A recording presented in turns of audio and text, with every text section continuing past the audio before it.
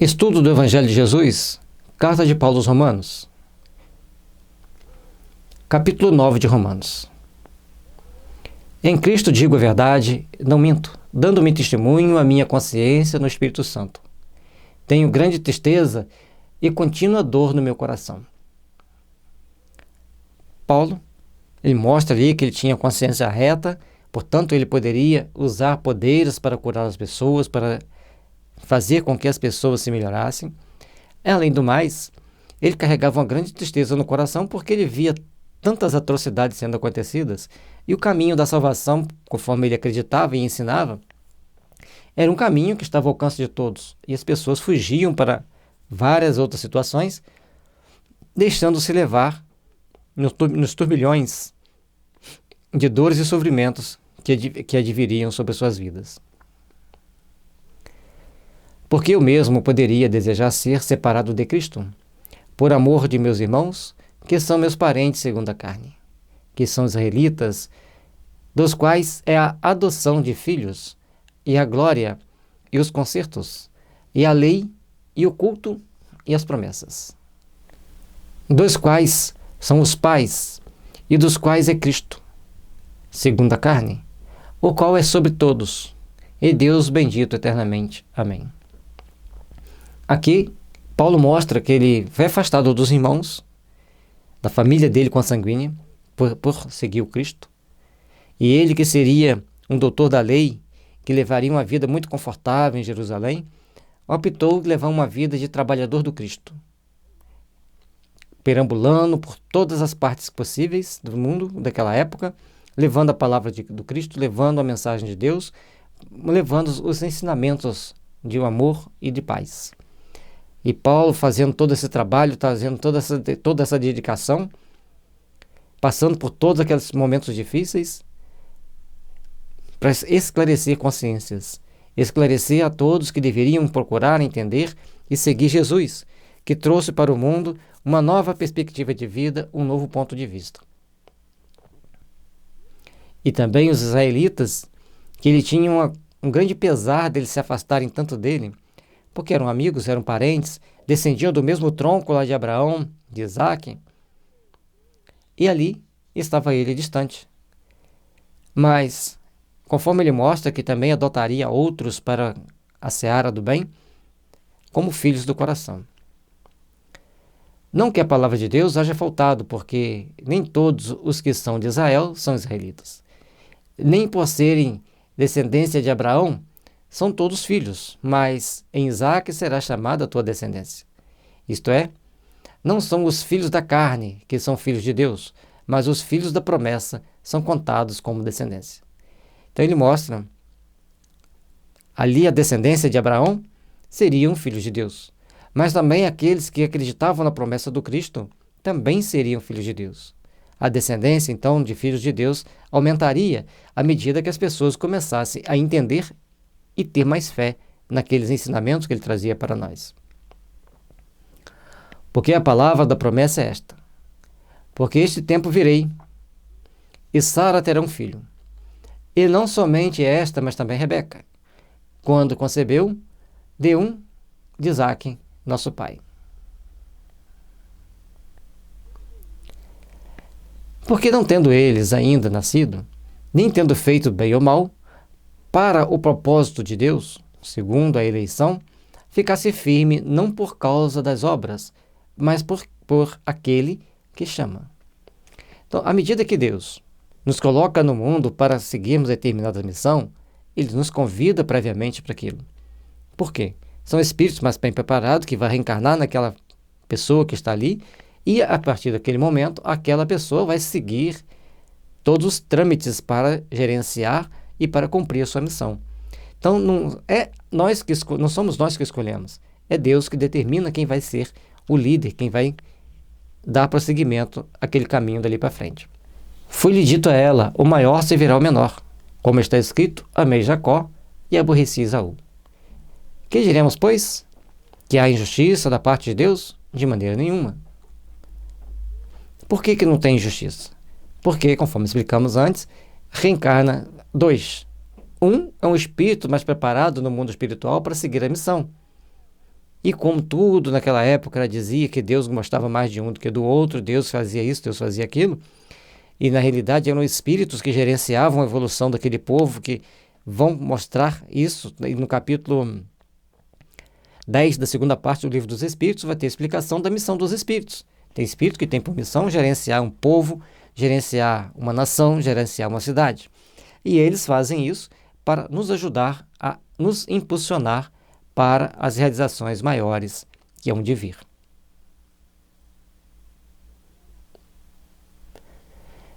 Pois disse a Moisés: compadecer-me-ei de quem me compadecer, e terei misericórdia de quem eu tiver misericórdia. Então, aqueles espíritos que falavam com Moisés, e acreditamos ser o próprio Jesus, mas Jesus não existia. Antes do mundo ser, eu sou. Certo? Bom, então, quando o Cristo falava com Moisés, mostrando para ele, o que ele estava dizendo nisso aqui? Se as pessoas fossem condizentes com as leis divinas, demonstrassem ao longo das suas vidas competência para determinadas missões, ele colocaria misericordiosamente numa missão importante. E se aqueles não usassem de misericórdia, de sabedoria, não se preparassem bem ao longo das existências, não ficariam naquela missão. Sem entender a reencarnação, sem entender a ação dos espíritos e o processo evolutivo indiferente para cada um, individual, e aquele que está hoje na condição em segundo colocado, na próxima encarnação, ele vai vir em primeiro, que vai se preparando, vai observando. Então, todos nós teremos as nossas oportunidades. Teremos que ser bons cooperadores nesta etapa, para na próxima sermos aquele que gerencia. É uma etapa, são etapas. E sem compreender a reencarnação, os ensinamentos da Bíblia ficam perdidos, vazios. Assim, pois, isso não depende do que quer, nem do que corre, mas de Deus que se compadece. Aí você pode disputar, você pode querer, pode tentar chegar a uma determinada posição, você só vai chegar se estiver dentro dos seus desígnios. E certa vez, em um dos livros do Rochester, uma pessoa queria se candidatar a um cargo. E os protetores dele falaram: você não pode lhe ser imputado este karma. Assumir aquele cargo não era nenhum mérito, era um karma. E ele não poderia. E aí, movem-se uma série de fatos, acontece uma série de situações para que ele não assuma aquele cargo.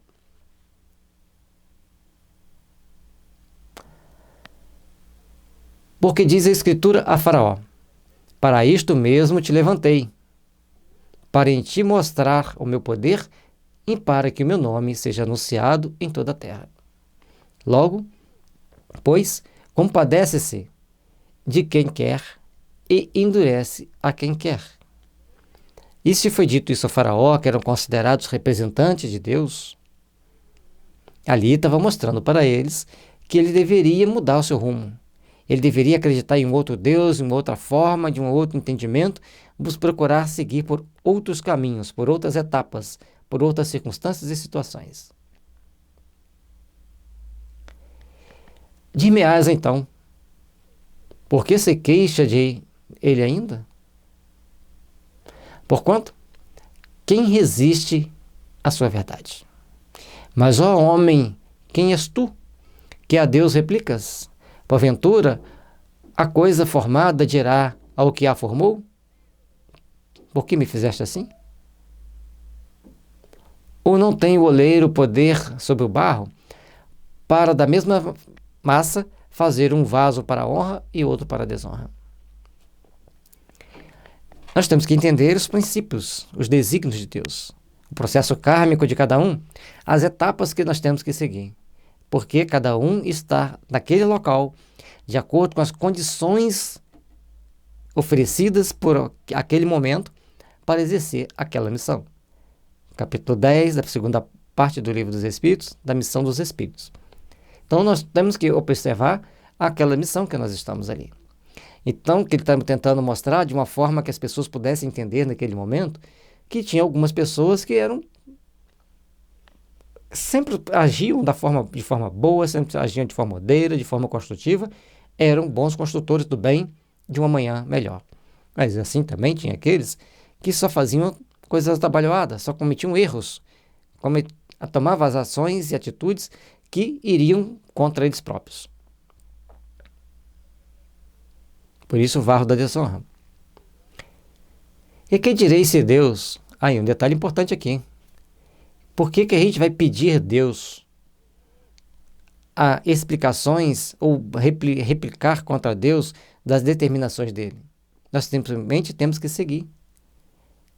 Ele criou leis, criou padrões. Nós estamos em estados evolutivos diferentes. E aí nós temos que seguir caminhos diferentes. Certa vez, tinha 2 jovens conversando com um senhor bem idoso, tinha uma mediunidade muito bonita, ele identificava o passado das pessoas, lia o passado, e ele conversando com esses 2 jovens, ele falando que um tinha sido imperador, o outro tinha sido um líder, um grande líder em uma outra região, e os jovens ficaram encantados. E chegou um, e o que eu fui? Você foi um sacerdote muito incompetente. Aí a pessoa disse assim, e por que eles foram pessoas importantes e eu fui incompetente? Ele falou assim, porque você sempre foi incompetente, você não procurou evoluir? Tenta evoluir dessa vez. Lógico que ele falou de uma forma grosseira, porque também ele tinha um certo ranço com essa outra pessoa. Mas veja bem, a pessoa pede para ler o passado. Não estou dizendo que estava certo também que ele leu, não, tá? Mas ele leu o fato, contando a história daquele momento. Pede para ler o passado. Aí a pessoa lê e explica. Olha, vocês fizeram coisas boas, foi um líder assim, o outro fez um outro líder assim. Agora, você nunca teve essas oportunidades. Você levou uma vida subalterna, uma vida simples. Aí a pessoa chega, por que eu fui assim e os outros foram de outra forma? É exatamente isso que Paulo está explicando. Só que Paulo explica com classe. Ele vai colocando um toque assim para amenizar a situação, para as pessoas entenderem que Deus tem regras próprias. Então nós temos que procurar entender as nossas responsabilidades e não temos que replicar Deus pelo que Ele determinou para a gente. Nós temos que aprender a seguir o que Ele ensinou para a gente.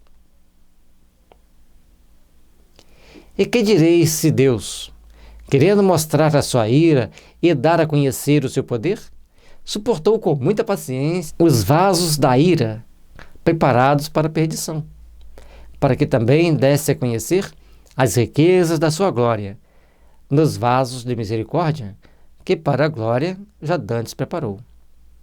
Cada um segundo as suas obras, cada um seguindo o seu caminho. Então aqueles que estão um vaso um pouco defeituoso, um pouco imperfeito, tem que suportar com paciência, tem que desenvolver os bons sentimentos, porque Deus tem paciência conosco, tem bons sentimentos para conosco.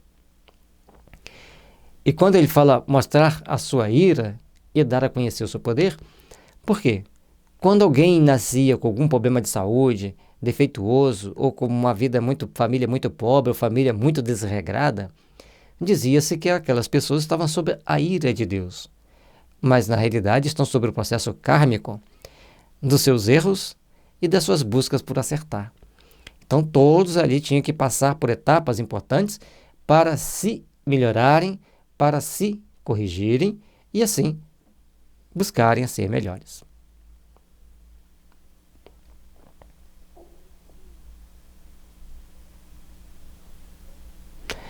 E, logicamente, aqueles que conheciam os prazeres do mundo eram aqueles que cumpriram bem o seu karma anterior, cumpriram bem as suas etapas anteriores. Então, eles estavam desfrutando da misericórdia porque eles agiram anteriormente com misericórdia, quitaram suas dívidas. Foram bem preparados porque em encarnações anteriores procuraram aprender a ser bons, procuraram aprender a se corrigir, procuraram aprender a evoluir para o bem de si mesmo e daqueles que estavam ao redor deles. Os quais somos nós, a quem também chamou, não só dentre os judeus, mas também dentre os gentios. Como também diz em Oséias, chamarei o meu povo ao que não era meu povo, e amada a que não era amada. Aí Paulo mostra que Deus estava ampliando a sua família para aqueles que o seguiam, para aqueles que estavam dispostos a respeitar as suas leis e entender as suas leis. Porque, na realidade, hoje nós entendemos que todos nós somos filhos de Deus, mas naquela época eles achavam que somente quem seguia a religião X que era filho de Deus. Quem não era daquela religião não era filho de Deus. Portanto, a guerra que teve constante entre os romanos contra os cristãos e também contra os judeus. Mas o judeu era judeu, ele ficava lá no canto dele, seguia a vida dele, tinha lá os problemas dele, tinha também as soluções, mas o problema era com os cristãos, porque o judeu se tornava cristão e o romano se tornava cristão. E o cristianismo ia tomando conta do império. E isso incomodava alguns líderes que não queriam, porque o cristianismo trazia responsabilidade para nós. Trazia e traz. E com isso, a todos que estavam procurando entender esse reino de Deus, procurando entender as lições do Cristo, eles eram então aqueles que despertavam-se para a luz. E suceder que no lugar em que lhes foi dito: vós não sois meu povo, aí serão chamados filhos de Deus vivo. E por que filhos de Deus vivo? Porque a partir do momento que eles começavam a acreditar em Jesus, que tinha vindo passar pela terra e desmaterializar seu corpo no terceiro dia e ascender para o plano espiritual, ele passou a ser chamado de um Deus vivo, compreendido como um Deus vivo, aquele que vive em nossos corações, que vive em nossas vidas. Também Isaías clamava acerca de Israel: ainda que o número dos filhos de Israel seja como a areia do mar, o remanescente é que será salvo. Porque o Senhor executará a sua palavra sobre a terra, completando-a e abreviando-a. E como antes disse Isaías: se o Senhor dos exércitos não nos deixara descendência, teríamos sido feitos como Sodoma e seríamos semelhantes a Gomorra. Então, todos nós temos que ver que Deus está sempre executando a sua palavra sobre a terra, está sempre trazendo para nós condições de nos melhorarmos e de nos aperfeiçoarmos. E aqueles que não tinham filhos, era como Sodoma e Gomorra, ou seja, seriam extintos. Na sua descendência, eles não deixariam marcas para o futuro, porque era uma questão de honra para eles, deixaram a descendência como forma de louvar a Deus, de agradar a Deus. Que diremos, pois? Que os gentios que não buscavam a justiça alcançaram a justiça? Sim, mas a justiça que é pela fé. Mas Israel, que buscava a lei da justiça, não chegou à lei da justiça. Por quê? Porque não foi pela fé, mas como que pelas obras da lei. Tropeçaram na pedra de tropeço. Então, os romanos, que já gostavam das coisas justas, certas, tinham um código de lei bem imparcial, que faziam julgamentos dentro de uma coerência padrão. Isso, logicamente, tinha suas... Como todos os lugares do mundo, tem aqueles que são corruptos, tem aqueles que são maus, tem aqueles que são negligentes, então aqueles que são os transgressores da lei, mas, em comum, no normal, os romanos eram ordeiros, gostavam das coisas bem certas, bem justas. E os judeus, que conheceram toda a lei, que foram estudando toda a lei das antigas escrituras, ao chegar diante de Jesus, eles tropeçam, porque ao invés de reconhecer Jesus, eles o crucificam. Como está escrito: eis que ponho em Sião uma pedra de tropeço e uma rocha de escândalo,